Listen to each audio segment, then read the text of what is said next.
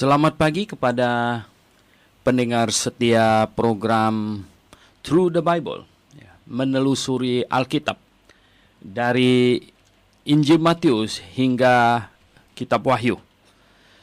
Anda tetap bersama dengan saya, Dr. Suhento Liau, dan istri Lilin.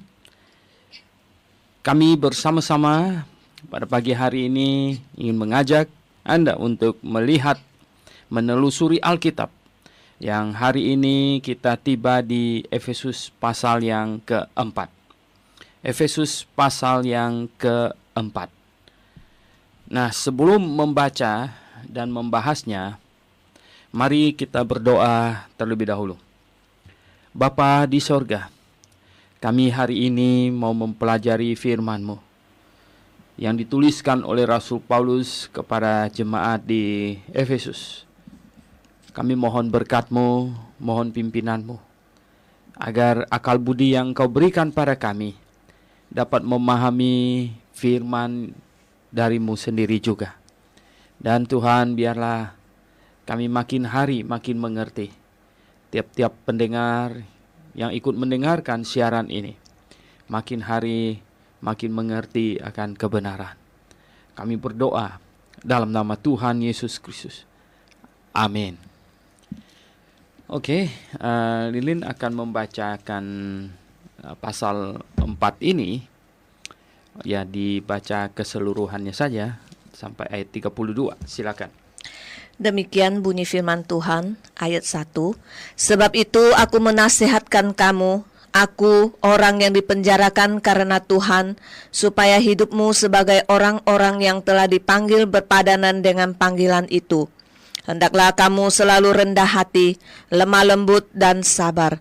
Tunjukkanlah kasih-Mu dalam hal saling membantu, dan berusahalah memelihara kesatuan roh oleh ikatan damai sejahtera.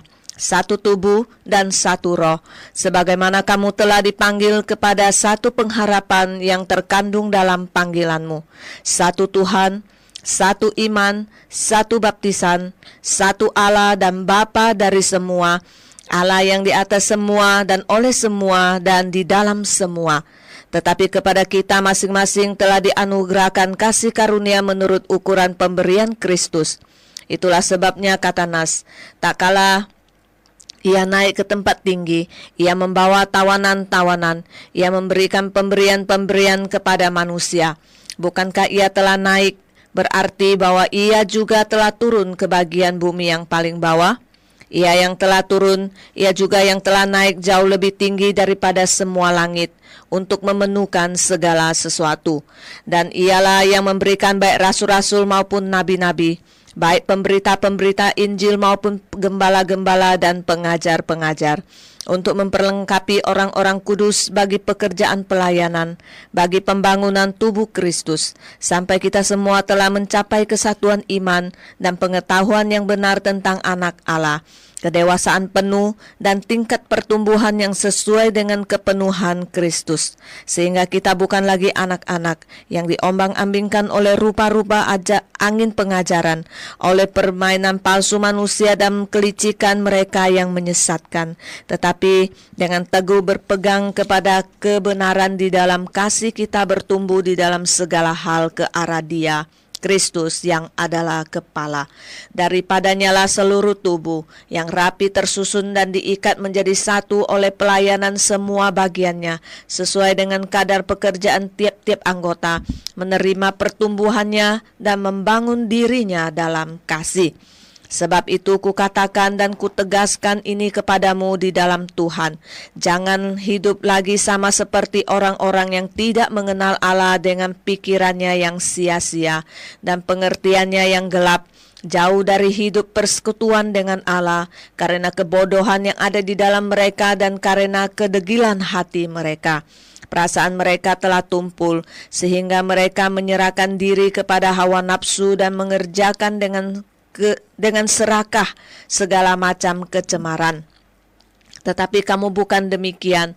Kamu telah belajar mengenal Kristus, karena kamu telah mendengar tentang Dia dan menerima pengajaran di dalam Dia menurut kebenaran yang nyata dalam Yesus, yaitu bahwa kamu, berhubung dengan kehidupan kamu yang dahulu, harus menanggalkan manusia lama dan yang menemui kebinasaannya oleh nafsunya yang menyesatkan, supaya kamu dibaharui di dalam roh dan pikiranmu, dan mengenakan manusia baru, yang telah diciptakan menurut kehendak Allah di dalam kebenaran dan kekudusan yang sesungguhnya. Karena itu buanglah dusta dan berkatalah benar seorang kepada yang lain, karena kita adalah sesama anggota. Apabila kamu menjadi marah, janganlah kamu berbuat dosa, janganlah matahari terbenam sebelum padam amarahmu, dan janganlah beri kesempatan kepada iblis. Orang yang mencuri, janganlah ia mencuri lagi, tetapi baiklah ia bekerja keras dan melakukan pekerjaan yang baik dengan tangannya sendiri, supaya ia dapat membagikan sesuatu kepada orang yang berkekurangan. Janganlah ada perkataan kotor keluar dari mulutmu, tetapi pakailah perkataan yang baik untuk membangun di mana perlu, supaya mereka yang mendengarnya beroleh kasih karunia. Dan janganlah kamu mendukakan Roh Kudus Allah yang telah memeteraikan kamu menjelang hari penyelamatan. Segala kepahitan, kegeraman, kemarahan, pertikaian, dan fitnah hendaklah dibuang dari antara kamu. Demikian pula dengan kejahatan, tetapi hendaklah kamu ramah seorang terhadap yang lain, penuh kasih mesra dan saling mengampuni, sebagaimana Allah di dalam Kristus telah mengampuni kamu. Oke, 32 ayat. Ya, lumayan panjang. Nah, sekarang kita mau melihat pasal 4. Tentu adalah lanjutan dari pasal 3, pasal 2, dan pasal 1. Pasal 1 Rasul Paulus sudah menjelaskan bagaimana seseorang menjadi anggota jemaat yang diselamatkan, percaya, dimeteraikan dengan Roh Kudus.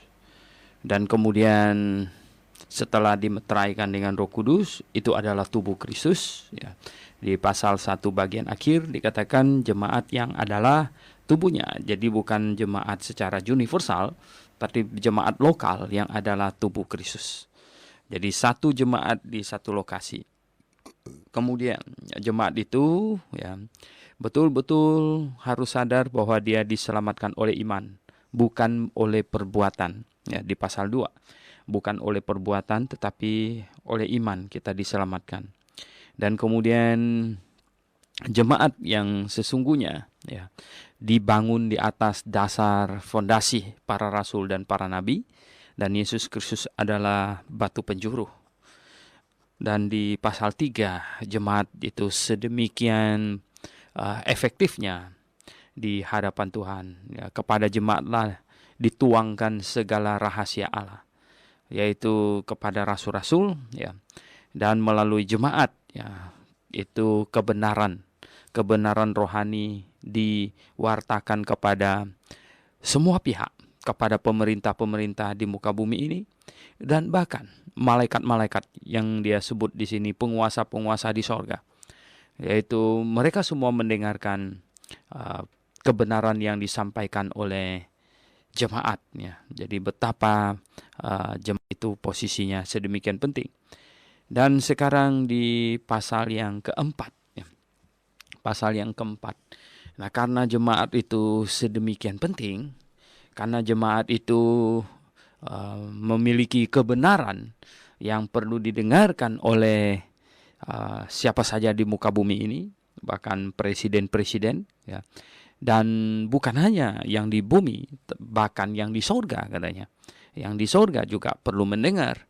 Oleh sebab itu jemaat harus berkhotbah dengan sedemikian rupa. Jemaat pengkhotbah di jemaat itu harus berkhotbah sedemikian rupa, jangan sampai menyimpang, jangan sampai terjadi hal-hal yang tidak tepat gitu ya. Jemaat harus sungguh-sungguh menyampaikan kebenaran yang esens, hakikat kebenaran itu sendiri. Dan di pasal 4 ini dengan sebab itu aku menasihatkan kamu. Aku, orang yang dipenjarakan karena Tuhan. Ya, Rasul Paulus menulis surat ini sedang dipenjarakan, ya, supaya hidupmu sebagai orang-orang yang telah dipanggil, ya, kita dipanggil keluar dari dunia ini, ya, untuk berjemaat. Eklesia itu artinya kumpulan orang yang dipanggil keluar dengan diberikan satu tugas, ya. Jadi dipenjarakan, ya, supaya hidupmu, ya, Rasul Paulus bilang, aku adalah orang yang dipenjarakan, menasehatkan, ya, supaya kamu sebagai orang yang telah dipanggil, ya, berpadanan dengan panggilan itu. Jadi kita hidup, ya, berpadanan dengan panggilan kita. Karena kita dipanggil untuk menjadi saksi bagi dunia ini, jadi kita harus hidup baik, barulah kita bisa bersaksi sesuai dengan panggilan kita. Hendaklah kamu selalu rendah hati, katanya, harus selalu rendah hati, lemah lembut, ya, dan sabar, ya. Oh ya, itu adalah karakter yang sangat diperlukan untuk bersaksi, yaitu rendah hati, ya. Orang muak dengan orang yang sombong, ya, tetapi yang rendah hati, ya. Yang rendah hati, yang lemah lembut, ya, gentleman. Gentle itu artinya lembut, ya. Gentleman itu artinya, ya, orang lembut ini, ya, laki-laki lembut gitu. Dan sabar, ya, penuh dengan kesabaran, artinya tidak cepat-cepat marah, ya. Tidak cepat-cepat marah, tapi penuh dengan kesabaran. Tunjukkanlah kasihmu dalam hal saling membantu. Ya, tunjukkanlah kasihmu dalam hal saling membantu, ya, saling membantu. Kalau kita berkata kita mengasihi, ya, tapi orang tidak melihat bagaimana kita mengasihi, ya, bagaimana, ya, kita perlu menunjukkan bahwa kita mengasihi. Dengan apa? Ya, dengan membantu. Dengan membantu orang itu sudah menunjukkan bahwa kita mengasihinya. Kita saling mengasihi, saling membantu. Ya, tidak ada orang yang tidak memerlukan orang lain, ya. Kita harus saling membantu. Ini namanya society, ya. Namanya masyarakat, ya. Hidup bersama dengan orang lain, ya. Saling membantu, ya. Menghindarkan saling menyusahkan, gitu, ya. Jadi dengan demikian maka akan baik. Terlebih dalam berjemaat, ya. Dalam berjemaat kita harus menunjukkan saling membantu. Dan katanya berusahalah memelihara kesatuan roh oleh ikatan damai sejahtera. Selalu mengusahakan persatuan roh. Nah, ini Rasul Paulus sedang berbicara dengan satu jemaat lokal, ya, jemaat lokal. Dalam satu jemaat lokal ada, ya, kesatuan segala-galanya. Tentu kesatuan roh. Tapi dalam hal kesatuan roh, itu kesatuan roh mencakup orang Kristen di seluruh muka bumi ini.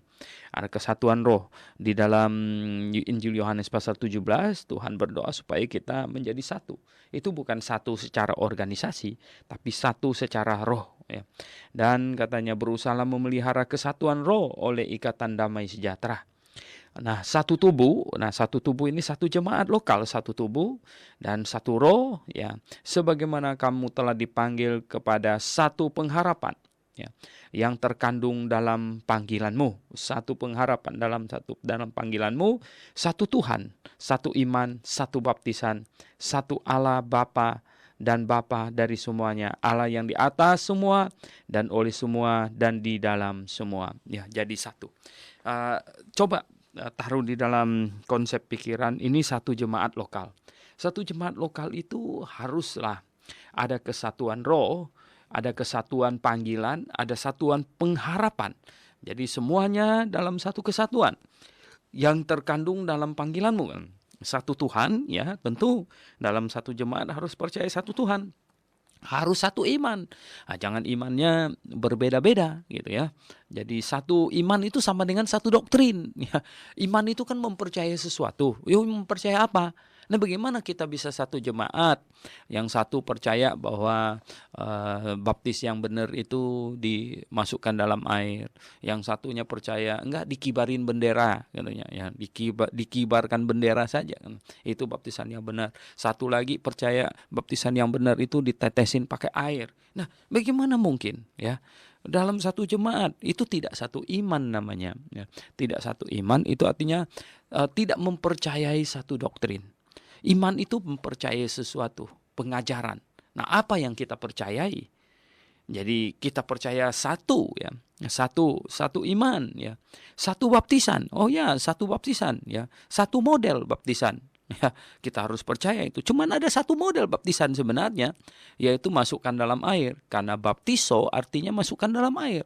Kalau Anda tidak percaya boleh pergi ke kedutaan, tanya di sana ya. Itu tapi jangan ngomong bahwa ini sehubungan dengan upacara gereja. Tanya sama dia saja. Ini jam tangan saya mau saya celupkan ke dalam air, ngomongnya apa gitu. Ya kan?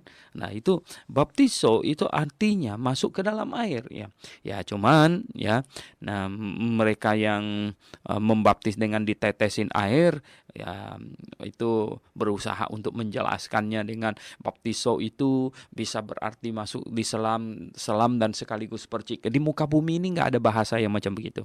Yang artinya selam dengan percik itu sama, itu nggak ada. Tidak ada bahasa macam begitu ya.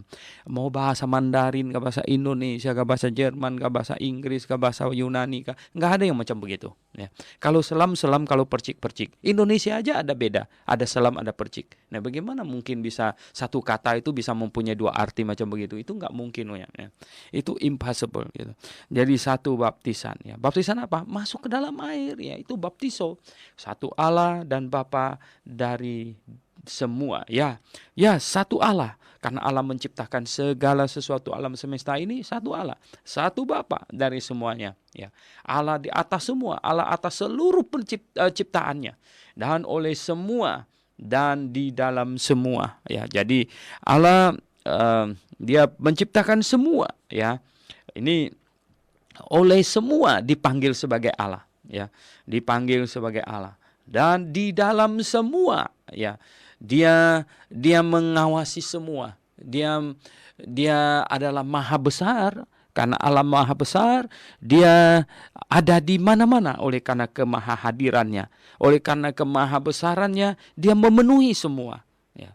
Tidak seperti yang dipercayai oleh panteisme bahwa akhirnya semuanya menjadi Allah. Enggak ya. Tidak sampai begitu.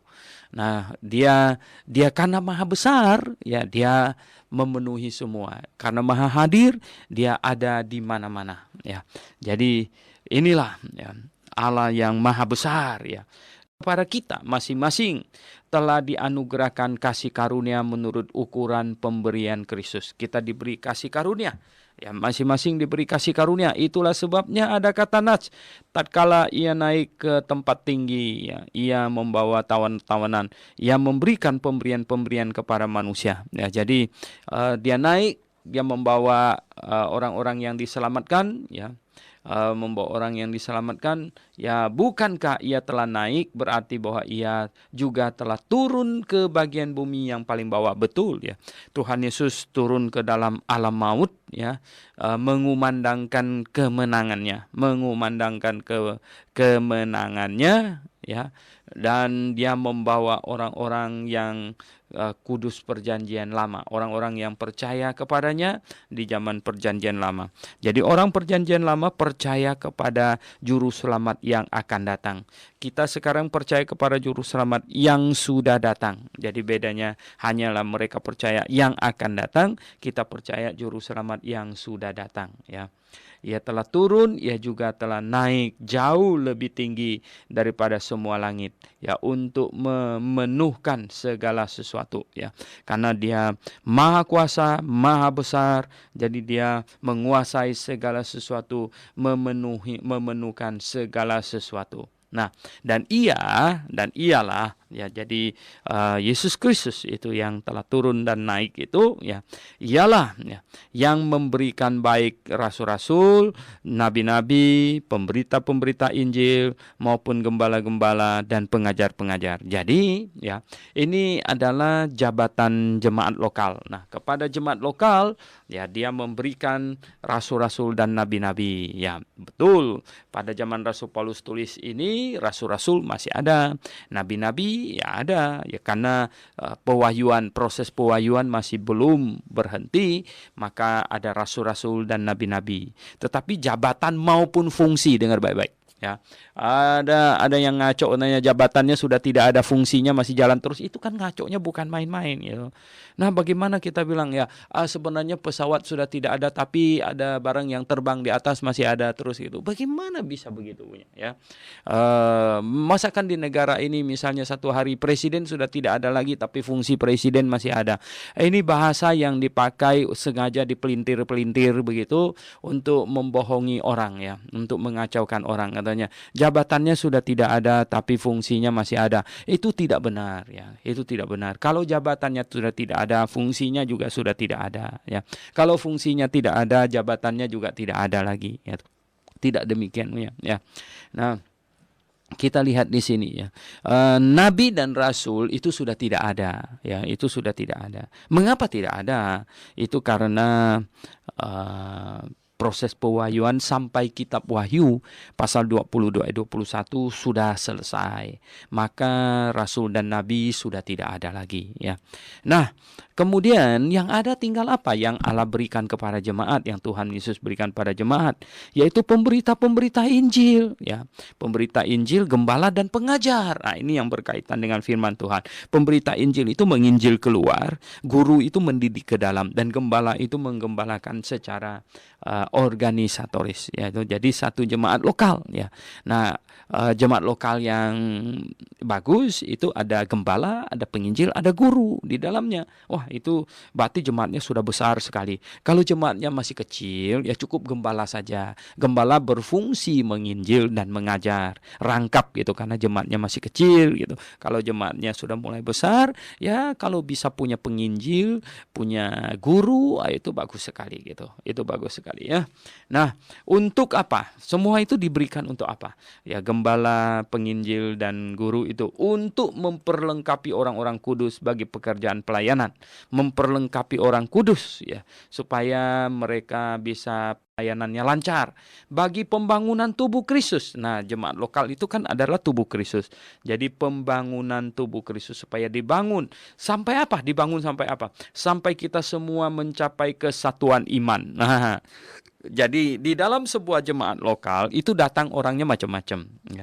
Ada mantan Buddha, ada mantan Muslim, mungkin ada mantan ateis, ada mantan orang macam-macam, ada mantan banyak mantan orang, mantan penyembah berhala, semuanya itu mereka menyatakan iman percaya kepada Tuhan Yesus, itu awal ya, dan berkumpul menjadi jemaat. Ya, tentu itu memerlukan waktu untuk mempersatukan iman mereka, untuk mengikis habis ya, untuk mengikis habis itu konsep-konsep lama, konsep-konsep penyembahan berhala ya, bahkan yang datang dari gereja yang percaya ini itu dan lain sebagainya. Kalau masuk ke dalam satu jemaat itu perlu diadakan ini ya, daur ulang gitu ya, perlu diadakan ya ini pembentukan ulang iman yang benar gitu ya, yang sesuai dengan Alkitab.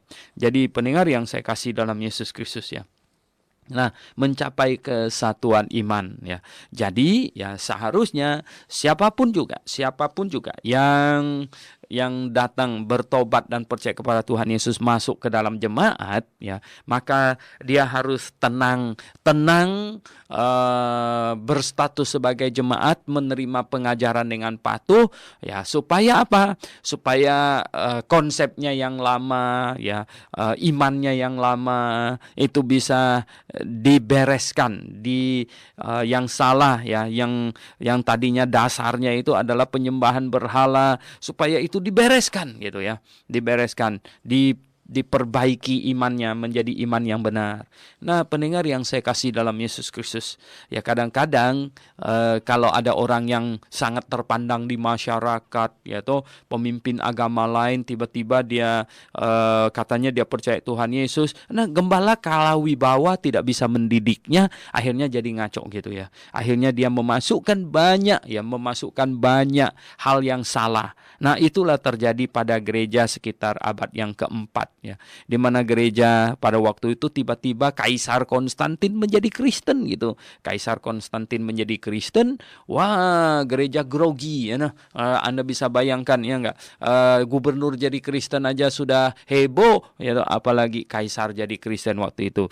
Akhirnya tahu nggak, semua penjilat-penjilat kaisar, pembesar-pembesar semuanya jadi Kristen. Akhirnya gembala kewalahan ya, kalah wibawa, dan mulailah gereja waktu itu dimasukkan penyembahan berhala. Dibuatlah patung ini, patung itu, dan lain-lain sebagainya. Akhirnya hari Natal yang mestinya sekitar bulan Juni Juli dijadikan hari tanggal 24 Desember. Anda baca di ensiklopedia ya. Di ensiklopedia itu Natal tanggal 25 itu adalah hari penyembahan berhala, dijadikan hari Yesus lahir. Nah, kalau Anda tidak percaya saya, Anda boleh buka itu Americana kah, Britannica kah, New Book of Knowledge kah, semua ensiklopedia menulis demikian. Ini bukan saya yang nambah-nambahinnya. Nah, akhirnya ya jadi begitu. Nah, pendengar yang saya kasih dalam Yesus Kristus, oleh sebab itulah ya, maka ya siapapun dia yang menjadi Kristen dan mau bergabung ke dalam jemaat harus tunduk kepada otoritas gembala sidang dan harus menerima pengajaran, harus membuang imannya yang lama dan dia mempercayai pengajaran yang baru supaya terjadi satu kesatuan iman ya. Kesatuan iman dan pengetahuan yang benar tentang anak Allah ya. Jadi mendapatkan pengetahuan yang benar tentang anak Allah. Oke pendengar yang kami kasih dalam Yesus Kristus, kita kembali lagi ke dalam pembahasan kita. Sampai di ayat yang ke-12 untuk memperlengkapi orang-orang kudus, bagi pekerjaan orang-orang kudus, pelayanan, ya bagi pelayanan, bagi pembangunan tubuh Kristus. Sampai kita semua telah mencapai kesatuan iman. Ya. Nah berjemaat punya tujuan adalah untuk mencapai satu kesatuan iman. Jadi iman yang tadinya berbeda-beda masuk ke dalam jemaat untuk diajar dan kemudian disatukan ya. Jadi oleh sebab itu dalam satu jemaat lokal tidak boleh ada perbedaan doktrin. Tidak boleh. Kalau beda silakan keluar dan bikin lagi jemaat satu yang lain gitu, yang berbeda. Ya, mau di seberang jalan boleh gitu, mau di sebelah boleh, nggak apa-apa ya gitu. Dan kita tidak pernah, orang Kristen yang Alkitabiah yang lahir baru tidak pernah marah orang lain bikin gereja dekat-dekat dia, nggak pernah gitu ya. Ya nggak apa-apa kalau dia mau bikin di seberang jalan, bikin saja nggak apa-apa gitu ya. Nah biarlah orang memilih ya, yang di sana mengajarnya itu begini, yang di sini mengajarnya itu begitu. Mana yang kamu yakin benar, kamu pergi ke situ. Nah, di Indonesia ini aneh ya, aneh. Anehnya itu begini ya. Bukan di Indonesia, di dunia ada banyak keanehan juga gitu. Ada orang pergi ke gereja yang dia tidak setuju dengan pengajarannya. Nah, kan aneh juga gitu ya. Nah, bagaimana ini kita pergi ke gereja yang kita tidak setuju dengan pengajarannya gitu.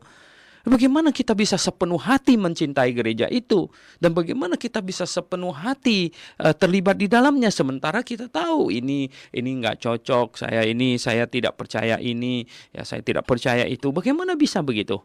Nah, oleh sebab itu seharusnya tiap orang Kristen pergi ke gereja yang dia yakini benar ya. Ya, kalau Anda yakini gereja itu benar, ya pergilah jadi anggota jemaat di situ dan mencintai gereja itu dengan sepenuh hati Anda. Begitu ya, karena itu benar gitu. Jangan pergi ke gereja asal pergi saja. Mengapa orang bisa tidak memperhatikan gerejanya benar salah itu, dia masih tetap pergi ke situ juga? Karena dia asal bergereja. Ya, Tuhan tidak sedang kita asal bergereja. Nah, sampai kita mencapai kesatuan iman dan pengetahuan yang benar tentang anak Allah, kedewasaan penuh katanya. Makin hari makin dewasa. Dewasa penuh itu artinya makin penuh dengan pengertian, tingkah laku dan tingkat pertumbuhan yang sesuai dengan kepenuhan Kristus.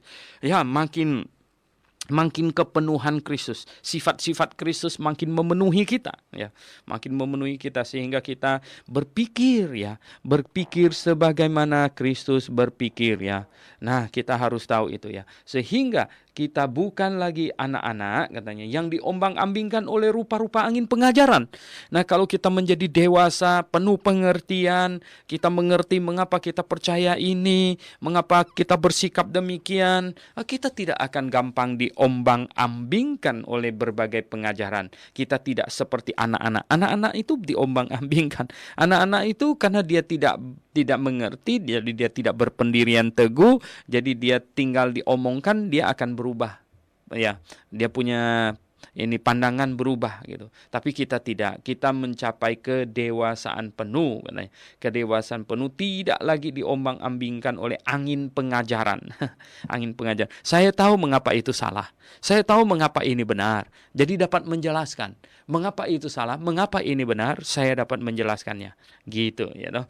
Nah, pendengar yang saya kasih dalam Tuhan, katanya ya tidak diombang-ambingkan oleh rupa-rupa angin pengajaran, oleh permainan palsu manusia dalam kelicikan mereka yang menyesatkan.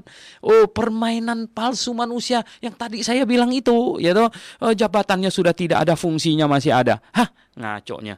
Ya, dikasih tahu katanya, ya ini apa, wahyu sudah tidak ada, wahyu sudah tidak turun katanya, Revelation sudah tidak ada, rema masih ada katanya, apokalipsis sudah tidak ada, rema masih ada. Rema itu perkataan gitu ya, wahyu itu penyingkapan ya, malah wahyu lebih luas gitu loh. Jadi bisakah kita ngomong sama orang begini, kita bilang mulai hari ini saya tidak akan mengungkapkan atau menyatakan apapun juga lagi, tapi saya tetap, tapi omong-omong masih jalan terus itu. Ngaco gitu, nggak bisa ya. Jabatan sudah tidak ada, tapi fungsi masih ada. Masa gitu. Ini jadi permainan palsu dalam kelicikan mereka yang menyesatkan ya. Tetapi dengan teguh berpegang kepada kebenaran di dalam kasih, kita bertumbuh di dalam segala hal ke arah Dia, Kristus yang adalah kepala. Jadi kita terlepas dari semua itu, kita bertumbuh. Pertumbuhan kita itu tergantung pada apa? Tadi itu, gembala, penginjil, dan guru. Ya, karena rasul dan nabi sudah tidak ada. Jadi hari ini pertumbuhan jemaat tergantung kepada gembala, penginjil, dan guru. Ya, apa yang mereka ajarkan akan menyebabkan jemaatnya itu makin bertumbuh, atau jemaatnya makin kerdil, makin kacau, dan disesatkan gitu. Nah, daripadanya lah katanya, ini Tuhan Yesus adalah kepala, kita menuju ke sana. Daripadanya lah seluruh tubuh yang rapi tersusun dan diikat menjadi satu oleh pelayanan semua bagiannya, sesuai dengan kadar pekerjaan tiap-tiap anggota, menerima pertumbuhannya dan pembangunan dirinya dalam kasih. Jemaat yang sehat ya, satu gereja yang sehat itu dengan anggota-anggota jemaatnya yang bertumbuh dan masing-masing dengan bagiannya ya, masing-masing dengan pekerjaannya, dengan tugas pelayanannya. Di dalam gereja ada yang dikaruniai atau diberi kemampuan bermain musik ya, diberi kemampuan bermain musik, diberi kemampuan untuk bernyanyi, diberi kemampuan untuk berbagai-bagai kemampuan ya, dan berbagai-bagai kelebihan ya, sehingga jemaat semakin lengkap, semakin bagus ya, semakin bagus, dan itu akan menyebabkan jemaat itu bertumbuh dengan baik ya. Dan inilah yang Tuhan inginkan. Nah, pendengar yang saya kasih dalam Yesus Kristus ya, kita lihat di dalam pertumbuhan jemaat, yang paling penting adalah adanya pengajar yang sungguh-sungguh mengajar dengan penuh dedikasi, dan tentu dia harus memiliki pengetahuan yang benar, barulah dia bisa mengajar dengan benar. Oleh sebab itu dia perlu masuk sekolah teologi yang benar gitu ya, karena orang mengajar orang lain sesuai dengan apa yang dia dapat ya. Kalau dia pergi sekolah di sekolah teologi liberal ya, pulang-pulangnya mengajarkan ini doktrin-doktrin yang liberal gitu ya, apa ya yang bisa dia lakukan selain yang dia dapat. Oleh sebab itulah, pendengar yang saya kasih dalam Yesus Kristus, kalau seseorang sudah sekolah teologi di satu tempat yang liberal ya, keluarnya mengajar dengan liberal ya. Kalau sekolah teologianya penuh kompromi ya, keluarnya nanti mengajar kompromi. Nah, itulah yang terjadi ya toh. Oke, sekarang kita lihat ayat 17 sampai dengan 32. Nah, tadi ya ayat 1 sampai 16 Rasul Paulus berbicara tentang jemaat yang secara doktrinal bertumbuh dengan baik ya, bertumbuh dengan baik karena dilengkapi dengan pengajar-pengajar firman yang sedemikian rupa, gembala, penginjil, guru, dan berarti ya jemaat harus ya secara doktrinal itu harus bagus gitu ya. Nah, sekarang mulai dari ayat 17 sampai 32, jemaat juga harus bersaksi secara kehidupan sehari-hari. Ini practical ya, practical life every day, Jadi kehidupan praktis setiap hari katanya. Sebab itu kukatakan dan kutegaskan di ini kepadamu di dalam Tuhan katanya. Jangan hidup lagi sama seperti orang-orang yang tidak mengenal Allah dengan pikirannya yang sia-sia. Nah, barang siapa yang sekarang berkumpul di dalam jemaat, kita perlu tahu kita ini satu tubuh ya. Satu tubuh, satu jemaat lokal itu satu tubuh ya. Dan kita tidak boleh lagi ya. Tidak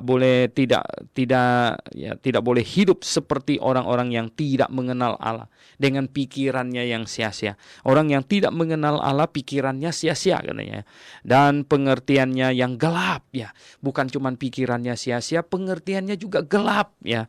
Gelap yang dia ngerti cuma cari duit saja gitu ya. Jauh dari hidup persekutuan dengan Allah ya. Tidak ya, mereka tidak berpikir tentang hidup persekutuan dengan Allah. Memikirkan firman-Nya, berdoa kepadanya, tidak ya. Tidak hidup dalam persekutuan dengan Allah karena kebodohan yang ada di dalam mereka dan karena kedegilan hati mereka.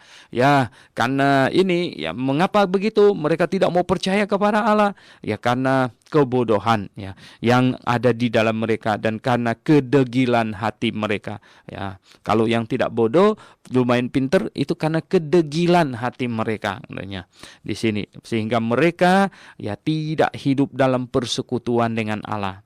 Nah, kemudian di ayat 19 bukan cuma ini masalah pikiran. Sekarang perasaan mereka telah tumpul ya. Perasaan mereka tumpul sehingga mereka menyerahkan diri kepada hawa nafsu. Jadi perasaan juga tumpul ya. Tidak merasa sesuatu itu salah ya. Makin hari makin tumpul ya.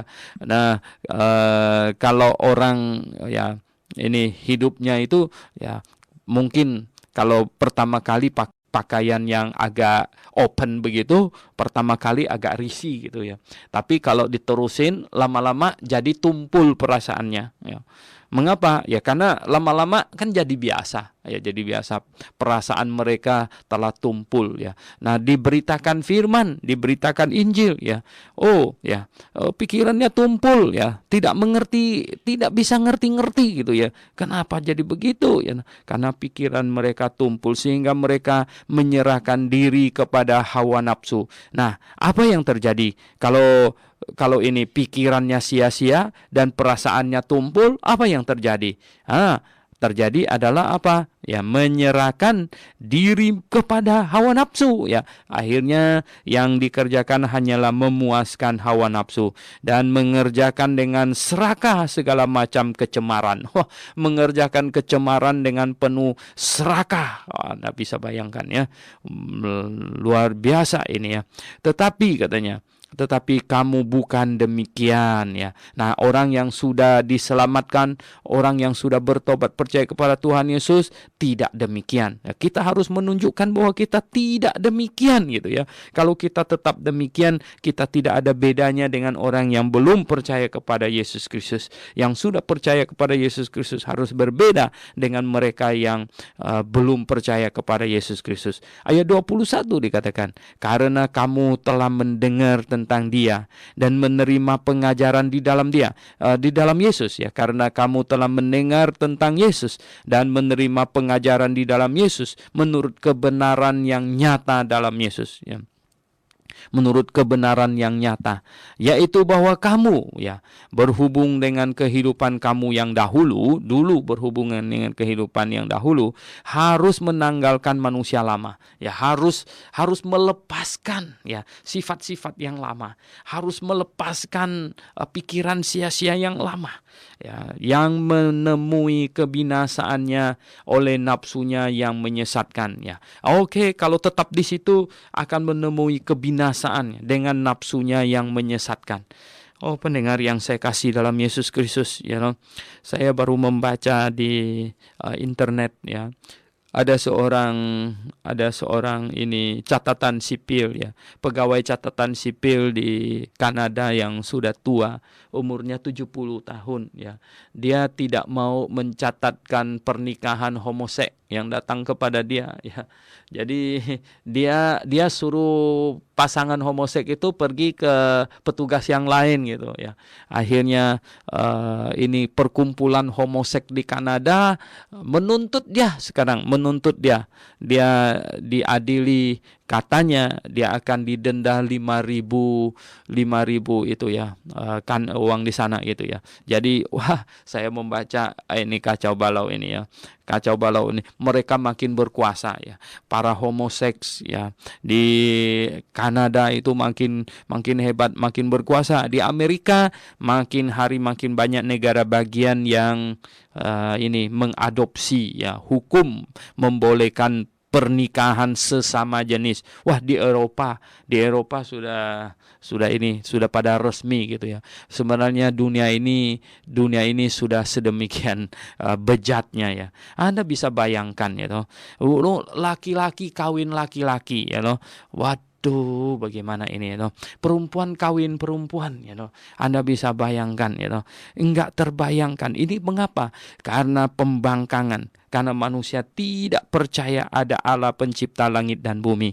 Nah, pendengar yang saya kasih dalam Yesus Kristus, ada banyak orang tidak mau mengakui Allah. Dia berkata manusia itu datang dari evolusi yang diawali dengan Big Bang, you know? Dia berkata begitu. Tetapi pendengar yang saya kasih dalam Tuhan Yesus, coba duduk tenang dan amatin ya, dengan akal budi yang dingin, you know, bahwa semua makhluk di muka bumi ini diciptakan oleh Tuhan sepasang-sepasang ya. Cara pembiakan tiap-tiap ini spesies binatang itu berbeda. Tiap cara pembiakannya, termasuk manusia ya. Manusia itu alat seksnya itu Tuhan ciptakan sedemikian rupa ya. Satu pasang laki dan perempuan gitu ya. Kalau evolusi, Anda bisa bayangkan evolusi itu ya toh. Kalau alat seksnya laki-laki tiba-tiba dari proses evolusi bukan posisinya di situ tapi posisinya di bawah ketiak gitu ya. Nah, bagaimana gitu ya. Itu kan nggak bisa begitu ya. Coba Anda lihat postur manusia ya. Itu bukan hasil evolusi ya, tapi itu diciptakan ya, serasi laki perempuan serasi gitu ya toh. Nah, perempuan ada ini payudaranya ya, karena dia menyusui anak gitu loh ya. Nah, kalau coba bayangkan kalau dia melahirkan anak laki-laki yang nyusuin anak gitu ya kan. Jadi kan itu tidak masuk akal ya. Akal budi yang sehat itu tidak bisa masuk itu.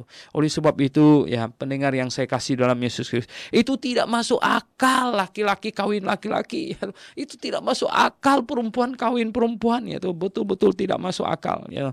Nah, lalu mengapa mereka ini satu persatu negara terima?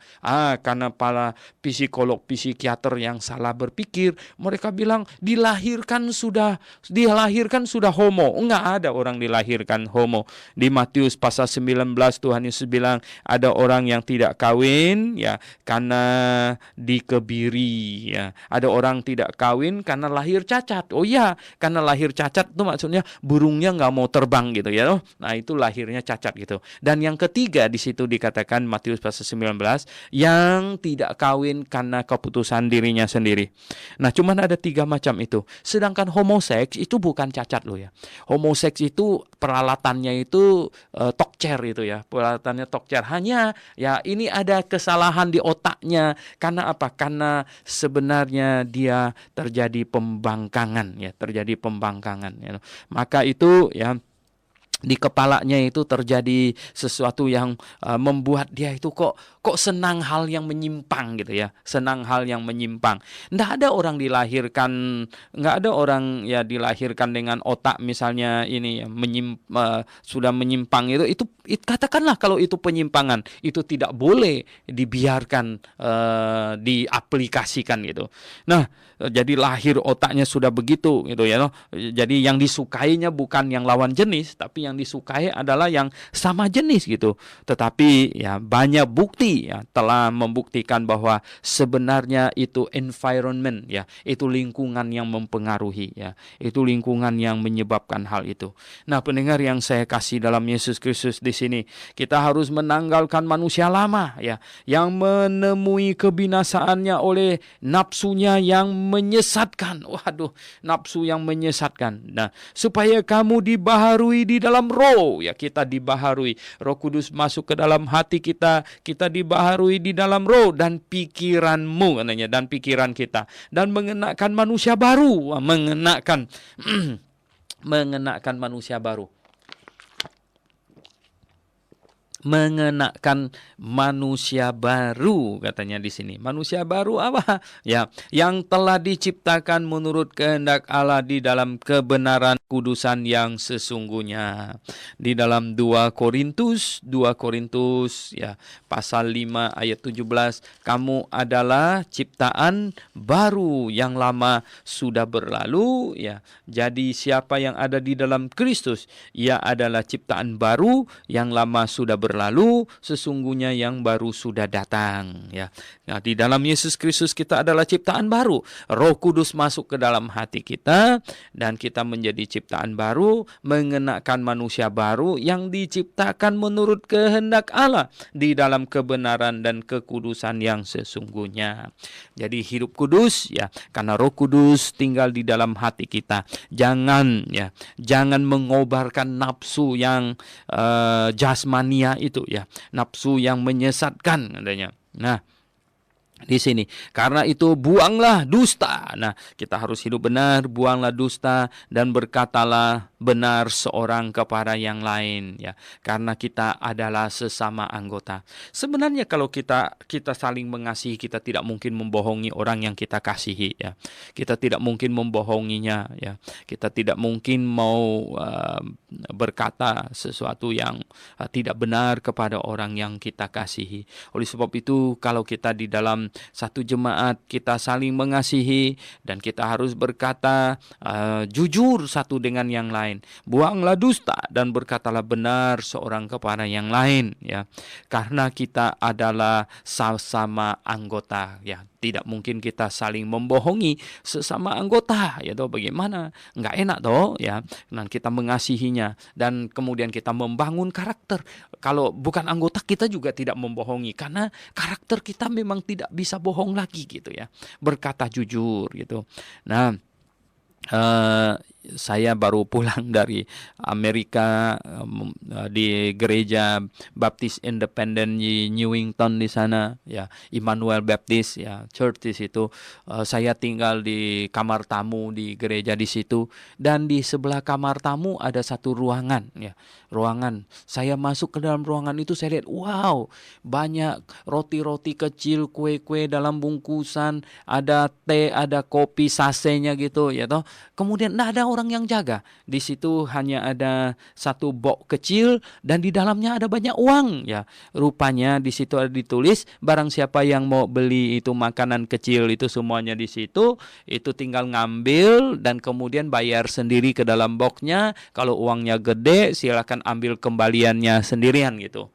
Wah, saya lihat orang di sana jujur sekali ya.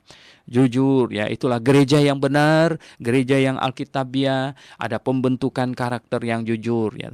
Nah, waduh, kalau nggak tahu kalau di Indonesia ya, di Indonesia. Nah, di gereja yang alkitabiah, semakin gereja itu menyerukan dirinya alkitabiah secara moral ya, jemaatnya itu harus semakin baik ya, semakin baik. Nah, tidak masuk akal agama yang benar yang dari Allah itu bukan yang paling bermoral, tidak masuk akal gitu.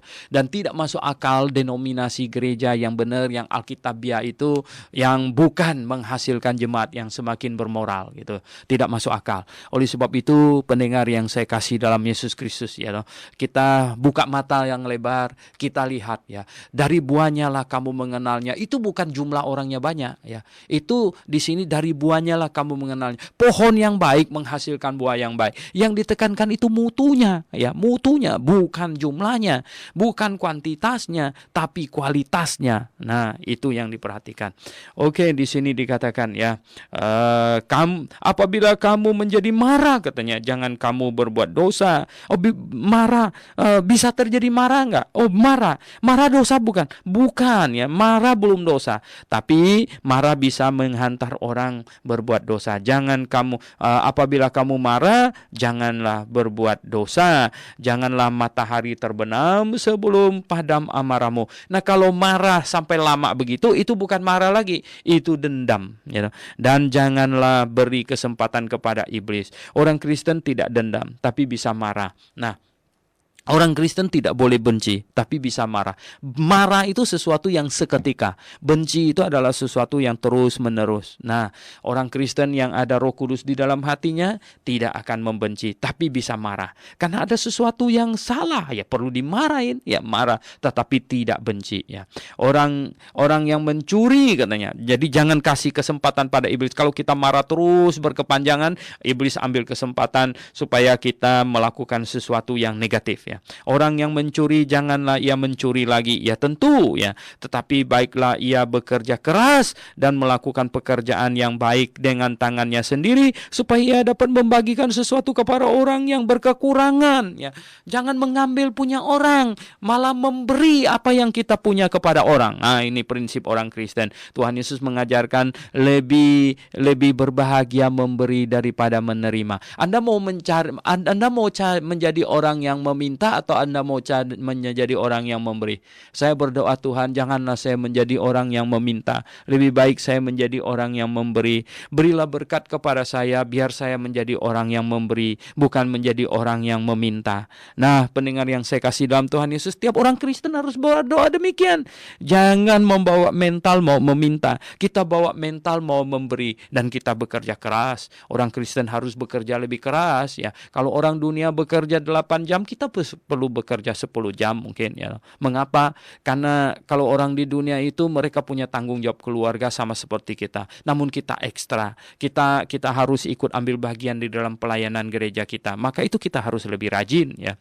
Nah, janganlah ada perkataan kotor keluar dari mulutmu, ya, tetapi pakailah perkataan yang baik untuk membangun. Jangan omong kotor, ya, di mana perlu supaya mereka yang mendengarnya, ya. Jadi janganlah omong kotor, tapi pakai omongan yang baik untuk membangun, di mana perlu supaya mereka yang mendengarnya beroleh kasih karunia, supaya mendengarnya itu orang jadi bersukacita, orang yang mendengarnya itu menjadi senang. Jadi pakailah kata-kata yang baik, jangan kata-kata kotor atau makian, ya.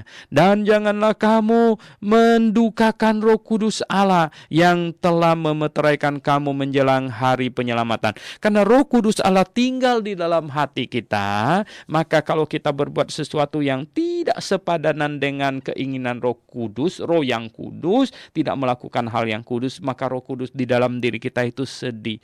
Jangan mendukakan Roh Kudus, Roh Allah yang diam di dalam kita, yang telah memeteraikan kita. Oleh sebab itu, jangan kita berpikir sesuatu yang negatif, bahkan, ya, segala kepahitan, ya, segala kepahitan, kegeraman, kemarahan, pertikaian, fitnah, hendaklah dibuang dari antara kamu, dibuang jauh-jauh. Demikian pula segala kejahatan, ya. Jangan berpikir untuk itu, ya. Tetapi hendaklah kamu ramah seorang terhadap yang lain, penuh kasih mesra dan saling mengampuni. Nah, di dalam jemaat kita harus saling apa? Kita harus saling mengasihi, penuh kasih mesra dan saling mengampuni, ya. Ya, kalau orang melakukan kesalahan bukan dari hatinya, sebenarnya baik, ya. Ada orang yang melakukan kebaikan kepada orang lain, yang dia maksudkan itu mau lakukan sesuatu yang baik, ternyata salah gitu. Nah, yang macam begini kita tahu bahwa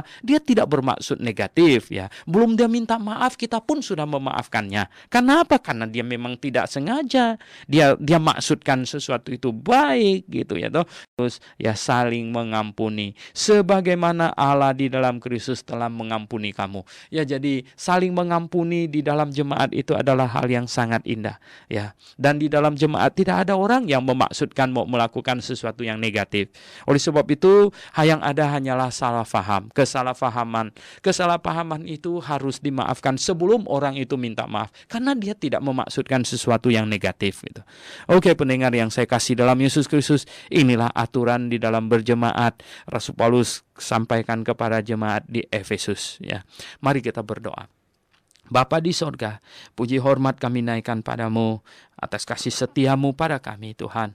Di dalam berjemaat Engkau memberikan banyak arahan kepada kami agar kami menjadi jemaat yang baik, jemaat yang cemerlang, bersaksi bukan hanya untuk ya manusia-manusia di muka bumi ini, tapi bahkan kepada malaikat yang di sorga. Puji hormat kami naikkan padamu. Dalam nama Tuhan Yesus Kristus kami berdoa. Amin.